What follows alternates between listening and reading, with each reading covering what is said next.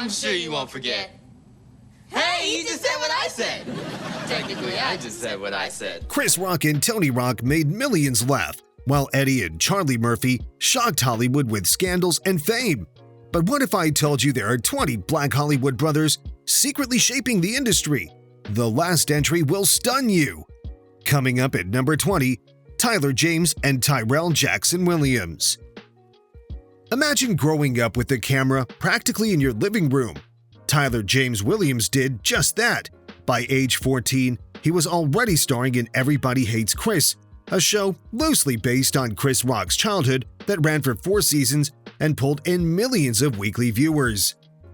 His deadpan delivery became iconic, but what fans didn't see was that his younger brother, Tyrell Jackson Williams, was quietly sharpening his craft on Disney's Lab Rats, a series that ran from 2012 to 2016 and attracted over 3 million viewers per episode at its peak. Now, here's the twist. These brothers didn't simply share screen time, they mirrored each other's careers across networks. Tyler exploded again in 2021 with Abbott Elementary, a comedy pulling in record-breaking ratings and earning him a Golden Globe in 2023, while Tyrell voiced characters in Marvel's animated universe and starred in Brockmire. How rare is this? According to Nielsen, less than 3% of Black actors under 30 dominate both network TV and streaming simultaneously. Even more intriguing, their third brother, Tylen, appeared in Instant Mom, making the Williams household one of the only modern Black families with 3 working actors across 3 different major networks. But why does no one talk about this dynasty in the same breath as the Wayans or Smolletts? Maybe because their fame feels more understated, until you stack their resumes side by side. And speaking of brothers who carved their way into stand-up and sitcom empires, the next duo fought Hollywood's spotlight in very different ways. So, you know everything that's gonna happen? Not everything. Little stuff can change without affecting the big stuff. For example, last time that was you. It smelled like kiwi for a week.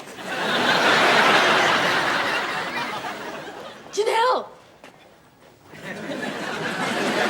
Oh, that's just painful.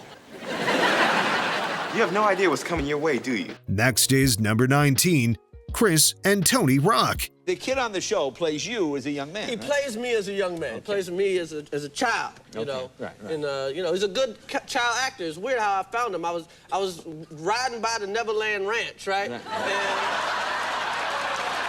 Chris Rock's name is synonymous with razor-sharp comedy, Emmy wins, and a 1996 HBO special, Bring the Pain, that redefined stand-up.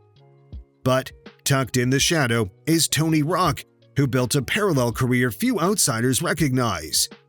Born in Brooklyn as one of 7 siblings, Tony watched Chris blow up the stand-up circuit before carving his own path through sitcoms like All of Us and Everybody Hates Chris, where he ironically played Uncle Ryan, a subtle family nod that millions missed. Here's a number worth pausing on. Chris Rock's Bring the Pain was watched by nearly 3 million households in its premiere weekend, while Tony's sitcom run stretched across 5 seasons, a rare feat for any comic. Together, they represent 2 sides of the same coin. Chris with global prestige, and Tony with the street-level grind of comedy clubs and supporting roles. But it wasn't always laughs.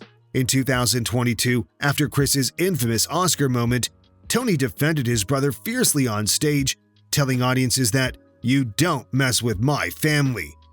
That raw loyalty exposed the deep ties behind the Rock comedy dynasty, one built not just on punchlines, but on resilience.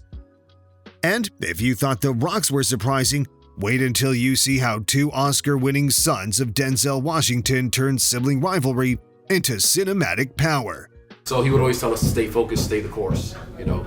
So my brother, after my brother would always tell my father, you know, he's gonna be a comedian, he's gonna be a famous comedian. And he started making some waves in the business, and my father passed away. So he never got to see where my brother is now. And when we were kids, he would always tell my dad, you know how when you was a kid, you would say, "That's my car," when you see a fancy car, you're like, "That's my car," or you see a fine girl on TV, like, "That's gonna be my wife." Here we arrive at number 18, John David and Malcolm Washington. Mr. Washington. Hey, Mr. Washington, Big we love you. fans, big Denzel! Denzel! Woo! I have a question. Do you do all your own stunts? Imagine growing up with Denzel Washington as your father. For John David Washington, it meant football first. He played as a running back at Morehouse College and even signed with the St. Louis Rams in 2006 before injury cut his NFL dreams short. But in 2015, his pivot to acting with HBO's Ballers earned him widespread recognition, and by 2020, Christopher Nolan trusted him to lead the $200 million sci-fi thriller Tenet. That film grossed over $365 million worldwide, cementing him as more than Denzel's son. Meanwhile, Malcolm Washington stayed mostly behind the camera.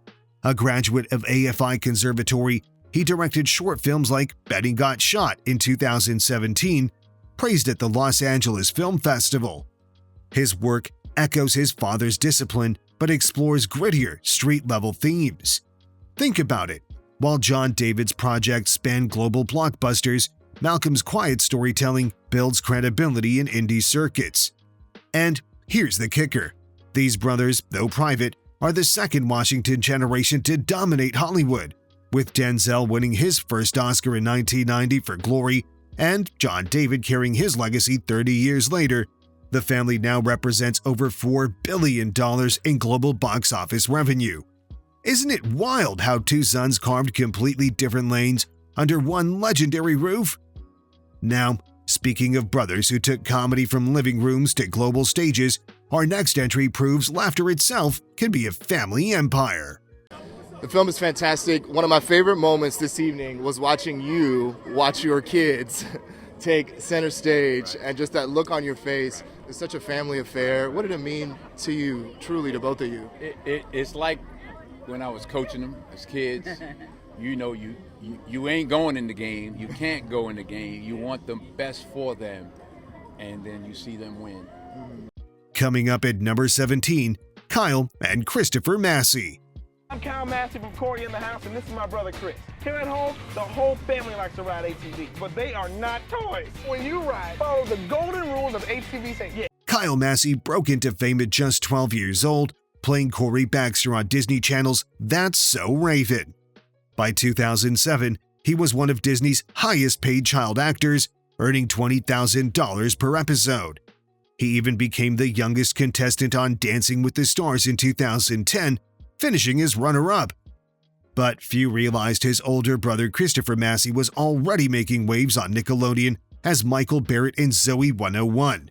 That show, starring Jamie Lynn Spears, ran for 4 seasons and pulled in an average of 2.4 million viewers per episode, making it one of the network's most successful teen sitcoms ever. Here's the mystery. Both brothers seemed unstoppable, yet their careers suddenly faded.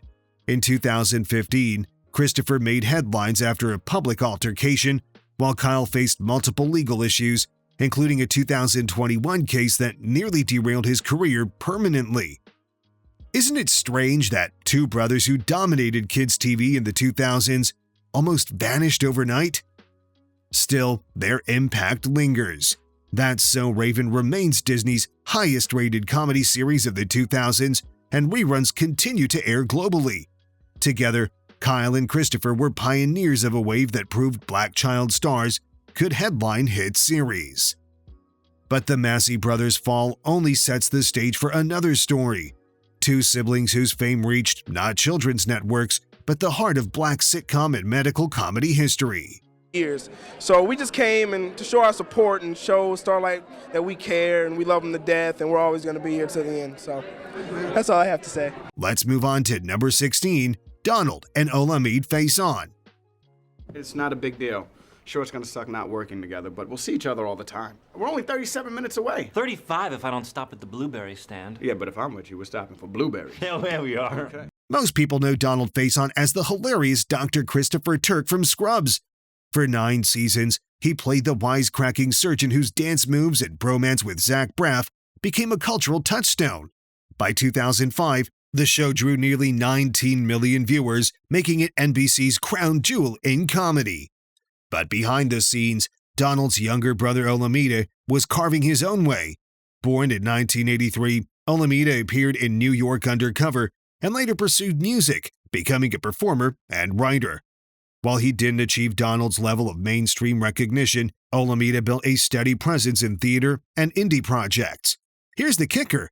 In 2009, Alameda actually joined Donald on stage for a rare live performance, shocking fans who had no idea Turk's comedic rhythm ran in the family. Even Bet once ran a feature calling Alameda the Faison brother you should know, pointing out his strong ties to the Harlem art scene. Together, these two brothers represent a fascinating split. Donald became a global TV star, while Alameda stayed closer to the grassroots, reminding us that family talent doesn't always chase the same spotlight. And speaking of families with split destinies, the next brothers turned one into an Oscar winner and the other into a Nickelodeon legend. I define my music as like alternative, so the core ingredient is soul, and alternative is just a mixture of all the genres, rock. Next is number 15, Cuba Gooding Jr. and Omar Gooding. Cuba Gooding Jr. blasted onto the scene with Boys in the Hood in 1991, a film that grossed $57 million on a $6.5 million budget and was nominated for 2 Oscars. Just 5 years later, Cuba shouted, "Show me the money" in Jerry Maguire, earning him an Academy Award and cementing his place in Hollywood history. But while Cuba was winning Oscars, his younger brother Omar Gooding was busy building his own television empire. From 1992 to 1997, he started Nickelodeon's Wild and Crazy Kids, one of the network's most successful game shows. Later, he took on serious roles in Smart Guy, Hangin' with Mr. Cooper, and even Bet's gritty series, Baby Boy. Here's an overlooked fact. Omar has appeared in more television episodes than Cuba, crossing comedy, drama, and even hosting. Yet, because he never won that golden statue, he's often left out of the Gooding spotlight. The Gooding brothers remind us that fame can split directions. One brother immortalized on Oscar night, the other a steady presence in TV households for 3 decades. Doesn't it make you wonder how many sibling stars quietly shape Hollywood while the spotlight shines elsewhere? And speaking of spotlights, our next brothers include one of the greatest filmmakers in Black cinema history and his younger sibling who helped shape those very visions. Call me Baby Doo-Doo. Don't ask why. Yeah, Baby Doo-Doo. That's true. He was always a baby. Baby Doo-Doo. Yeah, Baby Doo-Doo. Baby Doo-Doo. That was his nickname, Baby Doo-Doo. Yeah, I got it. He could fill a diaper. I hate to say it, but... Let's dive into number 14, Spike and Cinqué Lee. Spike Lee is one of the most celebrated filmmakers in American history. With Do the Right Thing in 1989 and Malcolm X in 1992, he turned a $6 million film into a $37 million box office hit and reshaped the conversation about race in America. He's earned 2 Academy Award nominations for Best Screenplay and finally took home an Oscar in 2019 for BlacKkKlansman. But here's the lesser-known story. His brother Cinqué Lee, born in 1966, quietly influenced many of Spike's projects.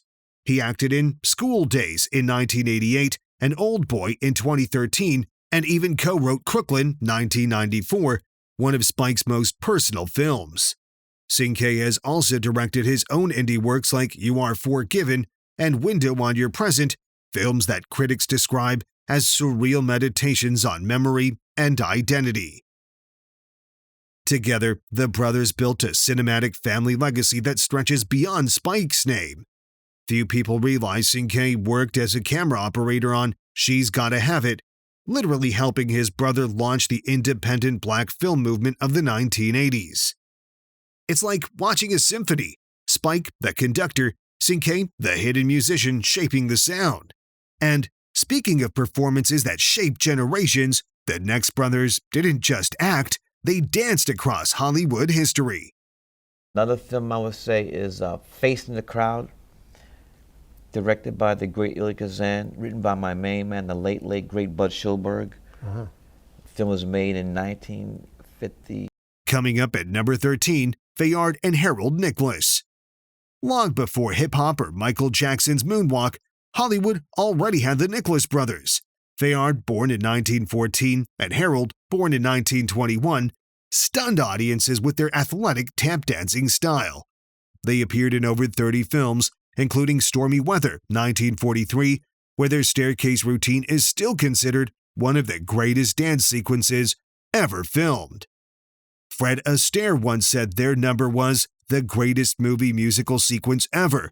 That's high praise from a legend himself. The brothers performed flash dancing, a mix of acrobatics, ballet, and tap that left audiences gasping. They would leapfrog over each other, slide into splits, then spring back up without missing a beat. What's even wilder is that the Nicholas brothers began as child prodigies in Philadelphia. Fair learned by watching vaudeville performers rehearse, then taught his younger brother Harold. By the 1930s, they were headliners at Harlem's Cotton Club, performing alongside Duke Ellington and Cab Calloway. Despite their fame, racism in Hollywood often limited them to specialty numbers rather than lead roles. Yet, their artistry endured. In 1991, they received the Kennedy Center Honors, a rare acknowledgement for their unmatched contribution to American culture. If these brothers danced like lightning, our next duo used rhythm of a different kind, storytelling that shaped the sound and sight of modern black cinema. Describe your brother, Harold Nicholas. Oh, my brother. Oh, he was such a great entertainer. He could sing, dance, he played drums. Next is number 12, Gregory and Maurice Hines. Gregory and Maurice Hines were born in Harlem during the 1940s, a time when jazz clubs echoed through every street corner. Together, they became known as the Hines Brothers, and later Hines, and Dad, performing alongside their drummer father, Maurice Sr. By age 5, Gregory was already tapping in shows, while Maurice played the role of teacher and choreographer. Gregory went on to become one of the most famous tap dancers in history, starring in White Nights 1985 and winning a Tony Award in 1992 for Jelly's Last Jam. Maurice, meanwhile, choreographed Broadway productions and appeared in Eubie and Sophisticated Ladies. Their style fused traditional tap with modern jazz, creating something both technical and wildly entertaining. What's fascinating is that Gregory's improvisational brilliance often stole headlines, but Maurice's influence stretched longer on stage. He directed, mentored young dancers, and even guided Debbie Allen and Savion Glover. By the 1980s, their shows regularly packed Broadway theaters with thousands of attendees, keeping tap alive when critics claimed it was dying. When Gregory passed away in 2003, it marked the end of an era. Yet, Maurice continued performing, ensuring their family rhythm never faded. And from tap shows, we now shift to film sets, where three young brothers carved their own Hollywood dynasty.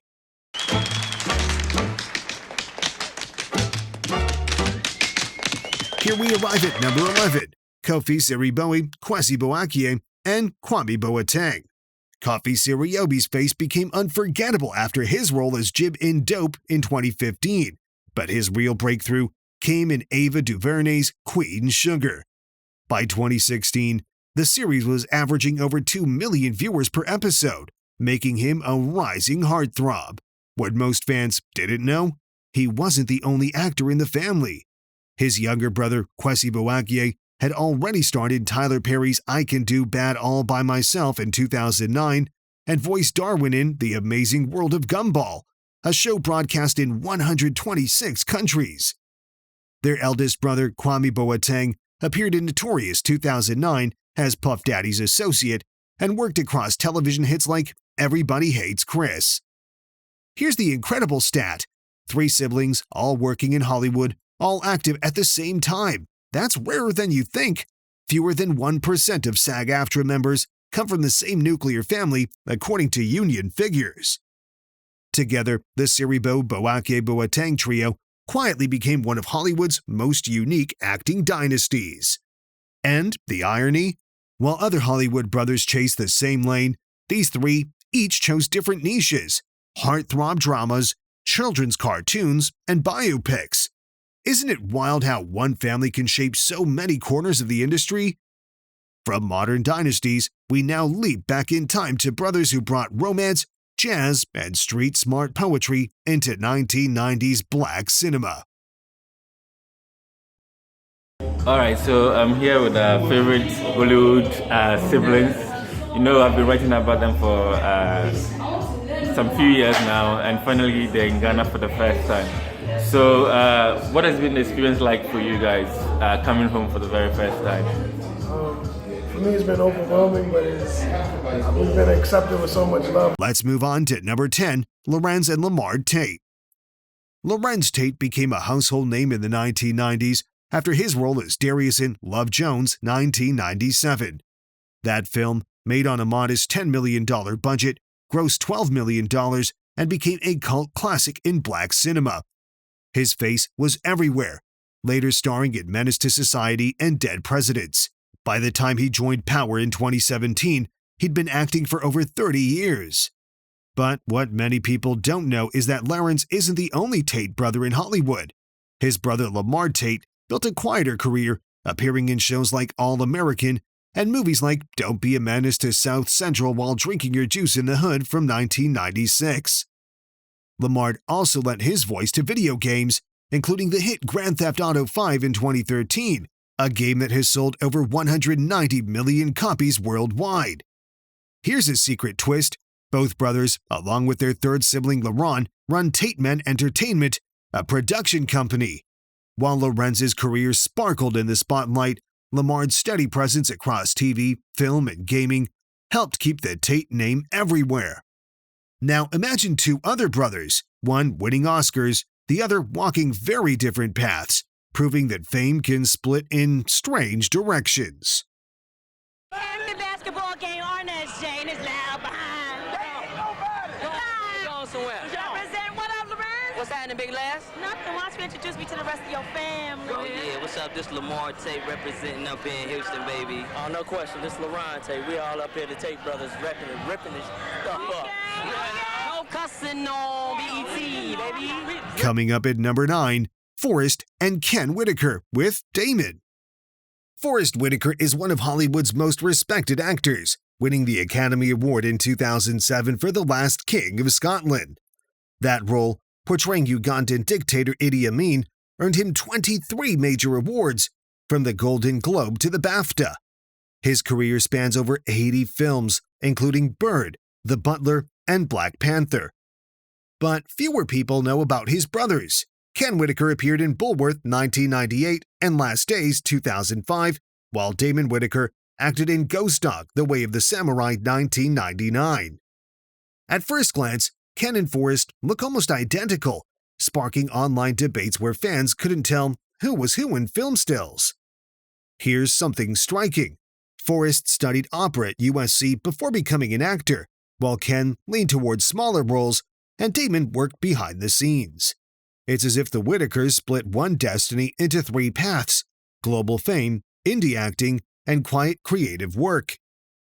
Even though Forrest earned the spotlight, his brothers shaped projects that added texture to his career, and together they represent something rare: a Hollywood family where one rises to global legend while the others remain cult favorites.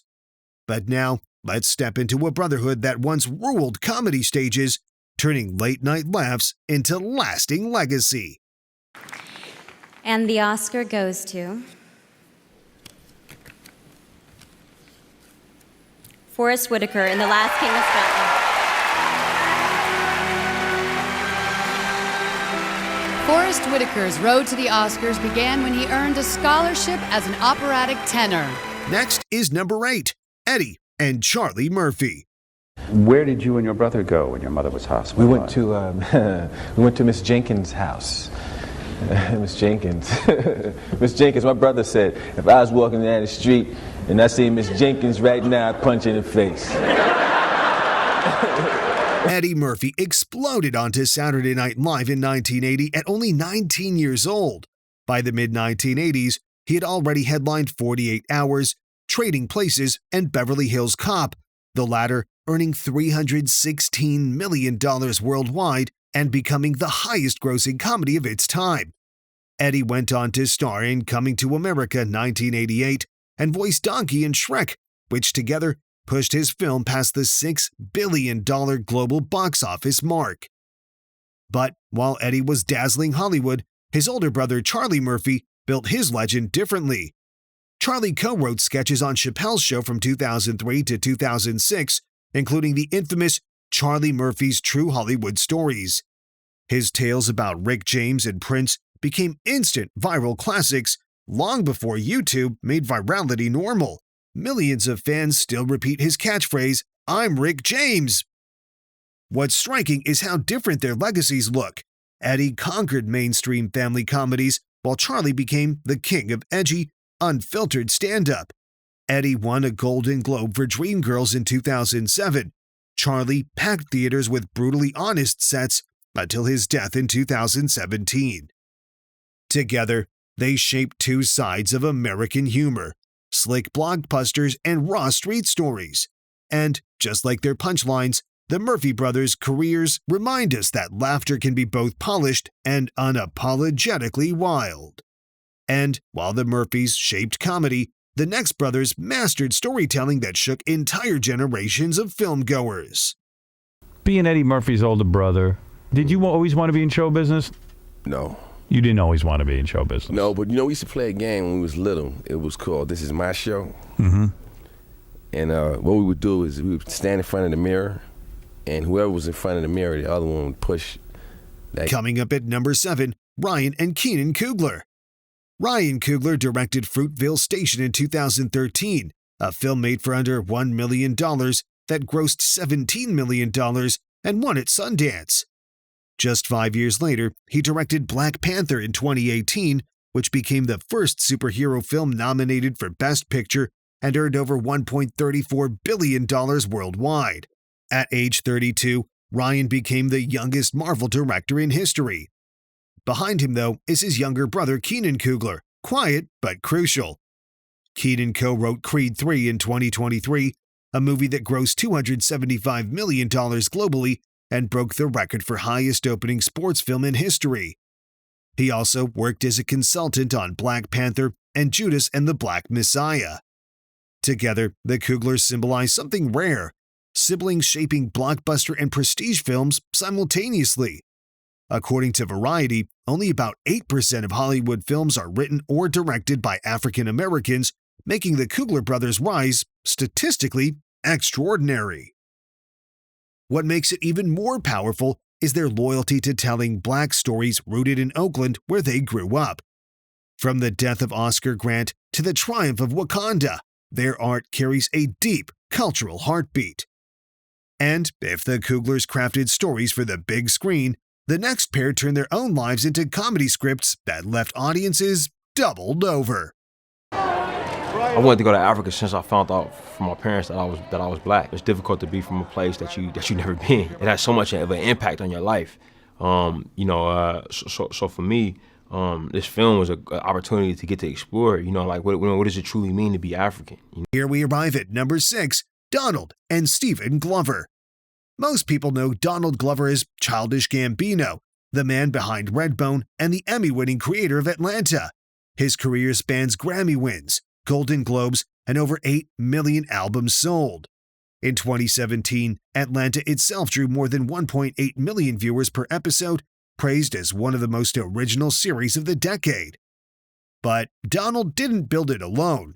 His younger brother Stephen Glover was the lead writer and producer on Atlanta, shaping its surreal storylines and sharp humor. Donald once admitted in interviews that Stephen had the freedom to write without the Hollywood filter, making episodes like Teddy Perkins legendary. Here's a wild stat. In 2018, the Glover brothers made Emmy history when Atlanta received 16 nominations, the most for any comedy series created by African Americans at that time. Donald performed on stage, while Stephen worked off-screen, but their partnership blurred the lines between music, comedy, and drama. It's rare for siblings to share the same creative DNA, but the Glovers did, and the result was a show that critics called a blueprint for the future of television. And while these brothers built surreal worlds on screen, the next brothers faced a very real Hollywood storm that turned family bonds into national headlines. Congrats on the you. nomination, on your all the wins that you guys received. Like, how are you feeling with this whole event? I'm feeling good, man. It's nice to be out here, you know, with the stars, people who I look up to, people who I've watched for years. And next is number 5, Jussie and Jake Smollett. In the 1990s, the Smollett siblings became one of the few real families to star together on a network sitcom On Our Own in 1994. Jussie, Lake, and their brothers and sisters charmed audiences for one full season on ABC. By the 2000s, Jake was thriving in food television, hosting Smollett Eats on Food Network and appearing on The Rachel Ray Show. But Jussie's rise was bigger. In 2015, he landed the role of Jamal Lyon on Fox's Empire, a show that premiered to 9.9 million viewers and became the highest-rated debut in 3 years. Jussie's music even cracked Billboard charts. Then came the 2019 scandal. Jussie reported being attacked in Chicago in what he claimed was a hate crime. The case dominated headlines worldwide, and prosecutors later accused him of staging the incident. He was convicted of disorderly conduct, sparking one of Hollywood's most shocking falls from grace. What makes it even stranger is the contrast. Jake kept his career wholesome, cooking family recipes for national audiences, while Jussie became one of the most polarizing figures in modern TV history. From laughter to scandal, the Smollett brothers proved that fame can flip in a heartbeat. And as shocking as their story is, the next set of brothers used comedy, not scandal, to write their names into Hollywood history. Not suicidal, and I am innocent. I could have said that I was guilty a long time ago. Even after a Cook County judge sentenced Jussie Smollett to 150 days in jail, the disgraced actor turned convicted felon sticking to his story. If I did this, then it means that I stuck my fist in the fears of black Americans in this country for over 4 Coming up at number 4, Keith and Kenny Lucas, the Lucas brothers. Keith and Kenny Lucas are identical twins from Newark, New Jersey, who studied law before pivoting into comedy. Imagine that. Future lawyers choosing laughter over courtrooms. Their big break came with 22 Jump Street in 2014, where they played deadpan twin dealers. The film grossed $331 million globally, and their scene-stealing moments turned them into cult favorites overnight. But here's the twist. They didn't stop at comedy. The Lucas brothers co-wrote the story for Judas and the Black Messiah in 2021, which earned 6 Academy Award nominations and won 2 Oscars, including Best Supporting Actor for Daniel Kaluuya. That script, inspired by real FBI surveillance of Black Panther leader Fred Hampton, placed them among the very few comedians in history to cross into Oscar territory. They also created Lucas Brothers Moving Company, an animated series that aired on Fox and Adult Swim, making them one of the few black twin duos to headline their own cartoon. How many comedians can say they've dominated movies, stand-up, and Oscar ballots? Almost none. The Lucas brothers prove comedy isn't just about laughs, it can shake history. And speaking of shaking history, the next set of brothers didn't just tell stories, they built a movement that gave black filmmakers their own Hollywood. Hey guys, how you guys doing? All right, Cool. We're twins, by the way, in case you guys are wondering. Here's a little known fact about us. Our father went to prison for like 20 years, and we don't know what he did. Nope. We did a little bit of research, found out in order to get 20 years in the state of New Jersey, you can do. Let's move on to number 3, Reginald and Warrington Hudlin. In 1990, Reginald Hudlin directed House Party, a teen comedy made on a $2.5 million budget that grossed over $26 million. It became a landmark in black cinema, showcasing hip-hop culture and launching careers for Kid and Play, Martin Lawrence, and Tisha Campbell. Few know his brother Warrington produced it, making the Hudlins one of Hollywood's earliest black sibling power teams. Reginald went on to direct Boomerang in 1992, starring Eddie Murphy and Halle Berry, a film that earned $131 million worldwide. Warrington, meanwhile, became a pioneering executive at BET, helping launch BET News and producing award shows watched by millions. Here's the stat. Together, their films have grossed over $500 million. Beyond numbers, Their influence opened doors for a new generation of black filmmakers in the 90s. Reginald also became one of the first African-American presidents of entertainment at BET and later produced Quentin Tarantino's Django Unchained in 2012, which grossed $425 million and won 2 Oscars. The Hudlin brothers' legacy is quiet but massive. They helped normalize black stories on both big and small screens. Without them, much of the 90s and 2000s black entertainment would look completely different. And if they built the foundation, the next entry shows brothers who took that foundation and turned it into one of Hollywood's most famous filmmaking duos. Warrington Hudlins, you've been visiting the set of Hard Target? Yes. Who is John Woo for you? John Woo is the future of action films in the world.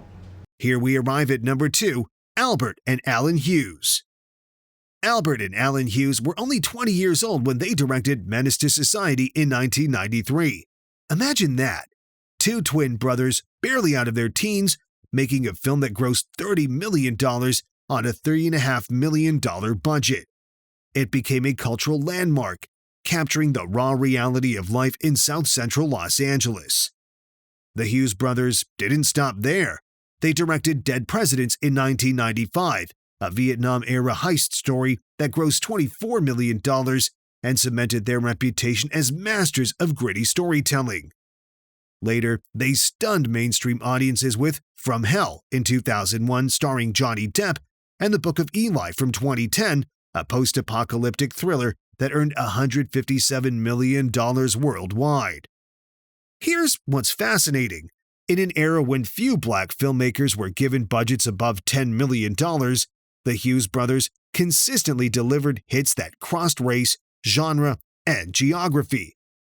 Their movies combined street-level authenticity with Hollywood spectacle, proving that black directors could dominate box office charts while keeping raw cultural voices intact. Their twin bond gave them a unique edge, always finishing each other's sentences on set, always challenging each other's vision. They weren't just making movies, they were rewriting who got to tell Hollywood's toughest stories. But if the Hughes brothers thrived in grit, the final pair transformed comedy into a billion-dollar family empire. At the age of 12, twin brothers Alan and Albert Hughes were given a video camera by their mother. 8 years later, they were in Hollywood, making their first feature film. It's called Menace to Society. It's now playing in theaters across this country, getting great reviews, and holding its own at the box office, too. Alan, Albert, good morning. Congratulations. Good morning. Yeah. Are you surprised at how well the film's doing, critically and commercially? Yeah, very surprised. Very. Number 1, Sean and Marlon Wayans. The Wayans family is often called the first family of comedy, and Sean and Marlon are at the heart of it. They first teamed up in Living Color in 1990, the trailblazing sketch show created by their brother Keenan Ivory Wayans. That show launched not only the Wayans clan, but also stars like Jim Carrey and Jennifer Lopez. By 1996, Sean and Marlon starred in The Wayans Bros, a Wayans brothers sitcom that ran for 5 seasons, reaching millions of homes weekly. But their real breakthrough came with Scary Movie in 2000. Made for $19 million, it grossed an astonishing $278 million worldwide, making it the highest-grossing film ever directed by an African American at the time. The brothers followed with White Chicks in 2004, which earned $113 million and became a pop culture staple, still referenced 2 decades later.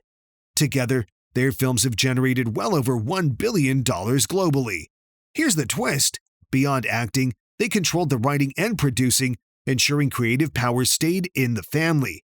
Their blend of slapstick, parody, and satire proved unstoppable, inspiring later comedy dynasties. From Harlem beginnings to Hollywood moguls, Sean and Marlon Wayans turned laughter into legacy and reminded the world that brotherhood, when mixed with vision, can conquer any industry. Hey, welcome to Papa's house. All right, here we go. Action. That's him now. Oh, snap. What it do, my favorite nephew? Give my ring back. And that's our list of 20 Hollywood black brothers you had no idea were related. Which one shocked you the most? Drop a comment, smash that like button, subscribe for more untold Hollywood secrets, and watch our next jaw-dropping video right now.